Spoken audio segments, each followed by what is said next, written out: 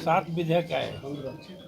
बिहार नगर पालिका संशोधन विधेयक 2024, फिर बिहार राज्य विश्वविद्यालय सेवा आयोग संशोधन विधेयक 2024, फिर बिहार विद्यालय परीक्षा समिति संशोधन विधेयक 2024, बिहार लोक परीक्षा अनुचित साधन निवारण विधेयक 2024, जानते ही होंगे बड़ा महत्वपूर्ण ही है।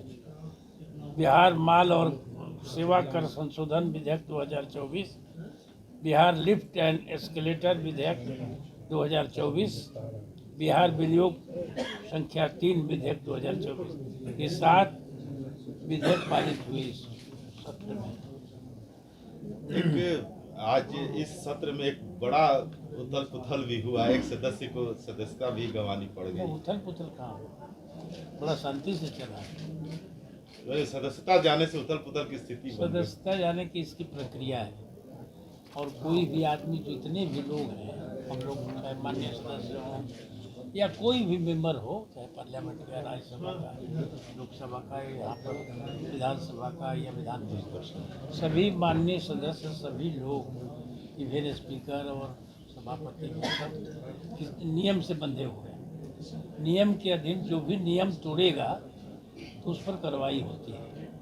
और ये हमारे बिहार में पहली बार, पूरे इंडिया में पहली बार एथिक्स कमेटी बनी, आचार समिति बनी, कि न केवल सदन के अंदर बल्कि सदन के बाहर भी कोई अगर गलत काम करता है तो उस पर आचार समिति संज्ञान लेती है, और संज्ञान लेकर उस पर निर्णय लेती है।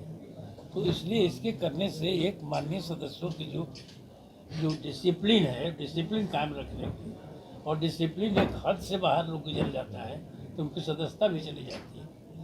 तो ये उसी तरह से ये हुआ, इस तरह का लोग, और हम लोग उसको किसी में इसमें पक्षपात या विरोध करने का कोई प्रश्न नहीं आता है। बड़े ही सधे हुए लोग और अनुभवी लोग उस आचार समिति में रहते हैं, और सभी दल के लोग रहते हैं। ये नहीं कि देखिए शासक दल के लोग रहा, सभी दल के लोग रहते हैं। तो इसलिए निर्णय भी जो होता है सोच समझ करके होता है, और उसी क्रम में जो कुछ निर्णय लिया गया, आज निर्णय हुआ है। उन्होंने आरोप लगाया सर कि एक तरफा फैसला लिया गया, जो सदस्य निष्कासित हुए उन्होंने जो भी आदमी को कोई होता है तो कुछ बोलता ही है कि एक तरफा कैसे हो सकता है इतने लोगों के बीच में। और समिति एक आदमी की समिति नहीं ना है कि एक तो आदमी भाजपा का चाहे जदयू का ये अध्यक्ष है अकेले तो पार्टी के हिसाब से निर्णय लेगा, ऐसा नहीं होता है।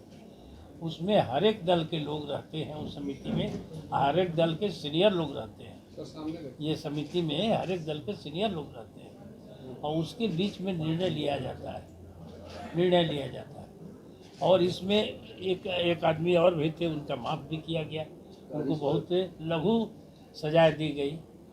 इन्होंने नहीं माना और उल्टे उस पर ही प्रश्न उठा दिए, समिति पर ही प्रश्न उठा दिए। तो ये बहुत डेरोगेटरी है, इसलिए इस पर माननीय अध्यक्ष महोदय ने अपना रिपोर्ट दिया, और उस रिपोर्ट को अकेले हम लागू नहीं कर सकते। ये सदन के द्वारा लागू किया गया, सदन से पूछ करके बहुमत से लागू किया गया, इसलिए किसी पर आप नहीं कह सकते हैं कि पक्षपात किया गया।